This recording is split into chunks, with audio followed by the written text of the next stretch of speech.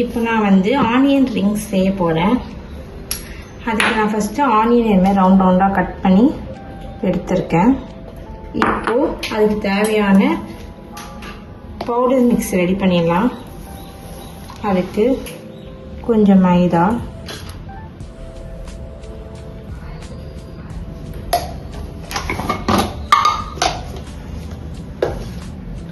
அது கூட கொஞ்சம் கார்ன்ஃப்ளவர்,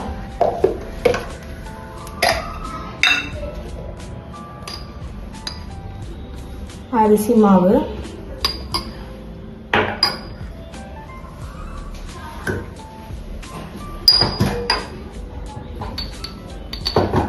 அதுக்கு தேவையான மிளகுத்தூள்,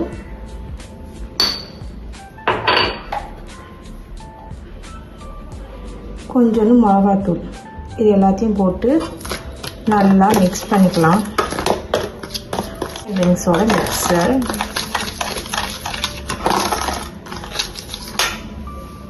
இதில் நம்ம செஞ்சு வச்சுருக்க பவுடரில் நம்ம ஆனியன் கட் பண்ணி வச்சுருக்கோம்ல, அது லைட்டாக இந்த மாதிரி கோட் மாதிரி கொடுத்துக்கோங்க. கொடுத்துட்டு இந்த மாதிரி எடுத்து இதில் வச்சுக்கலாம்.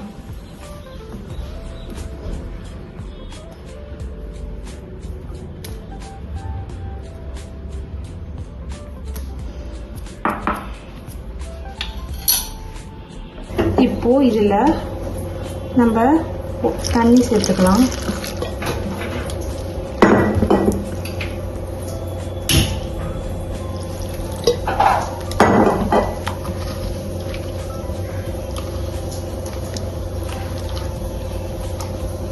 இது நம்ம கட்டி முட்டியாக இல்லாத அளவுக்கு நல்லா மிக்ஸ் பண்ணி எடுத்துக்கணும்.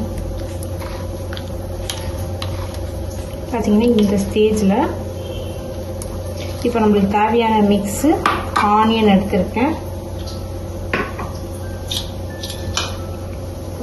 வீட்டிலே செஞ்ச பிரெட் கம் சேர்த்துருக்கேன்.